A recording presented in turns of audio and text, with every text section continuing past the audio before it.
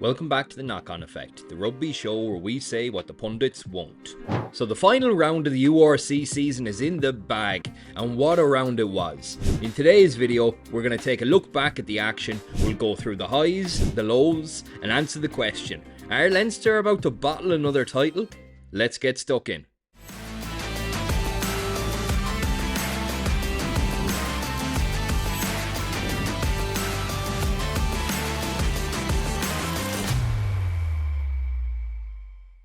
So before we jump into the final round, be sure and hit subscribe so you can stay up to date with all the rugby content. We'll be talking all things Leinster later in the video, but kicking things off, the first match we're going to take a look at is the Stormers vs Cardiff. I felt bad for Cardiff after this one, if I'm being honest. They've played some brilliant rugby this year, and absolutely no one would have given them a shot in hell of finishing in the top 8. A red card for Danny Southworth made an already uphill battle even more difficult. Cardiff put in a valiant effort, scoring 4 tries, but when the Stormers opted for a penalty with the clock just outside the red, it was a step too far for Cardiff, leaving them without the crucial bonus point. Suleiman Hartzenberg, Damien Willemse and Mannie Libbok were the difference makers on the day, and the South Africans storm into the knockout stages. Next up is Munster Vs Benetton, the second of the farewell matches for O'Mahony and crew. Benetton needed the win just as much as Munster though, and the early exchanges proved how dangerous they can be. Umaga and Rhyno Smith linked up numerous times throughout the match, causing some serious issues for the Munster defence. The Munster men began to grind the Italians down though. Thaakir Abrahams had his pick of the tries, but an injury concern to Jack Crowley meant that Craig Casey took over the kicking duties on his 100th cap, adding yet another string to his bow. It was a hard fought and well-deserved victory for Munster in the end. Fingers crossed the squad recovers in time for the quarterfinals though, as we'll need everyone fighting fit if we want to put together a title run. The Sharks versus the Scarlets up next. This one was a tense affair. I had a close eye on this match as it was a big decider in the top 8. I'm kinda lost for words. It was honestly one of the worst matches I've watched in a long time.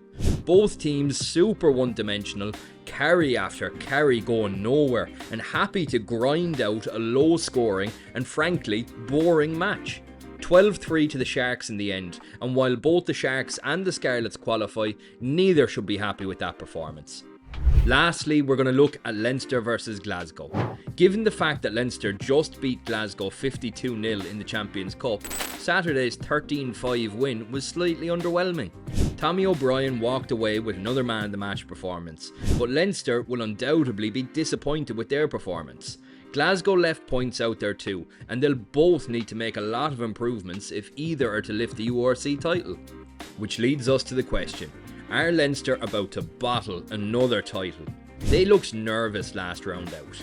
The loss to the Saints in the Champions Cup is still ringing, and they don't look the same beast who seemed unstoppable in the early stages of the URC. I'm going out on the limb here. I don't see Leinster winning it.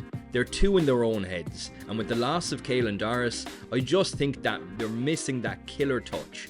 But without question, the biggest factor in me saying this is Sam Prendergast. I think the way he's been managed this season has been atrocious. He's clearly of good enough standard for the URC and can quite confidently lead Leinster to victories in games where they're the favourites. We all know his physicality is an issue, however in addition a lack of overall experience as well as some dodgy decision making, he's just too green to put the weight of the Champions Cup and the URC title on his shoulders. You can't tell me that a year of hammering the Dragons, Zebra and whoever else while coming off the bench in other matches wouldn't have had everyone singing his praises, while giving him a year's experience of feeling the level of physicality, improving his tackling and being calmer and more confident in moments of high pressure. The way Ciaran Frawley has been cast aside as well has been so poor. The buck stops with Leo Cullen.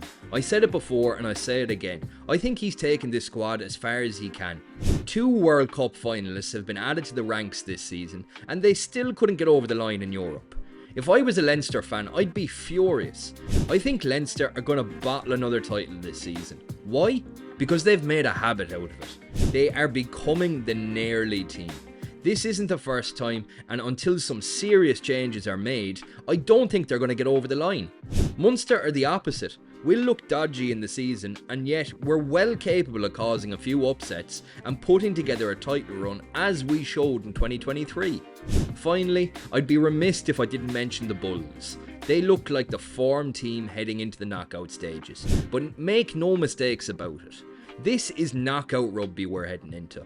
The stakes, the jeopardy, the title, it's all up to play for, and any of the final 8 can write their names in history. Let us know who you think is going to lift the URC at the end of the season. We'll be here to cover it all. As always, cheers for watching. Catch you at the next one.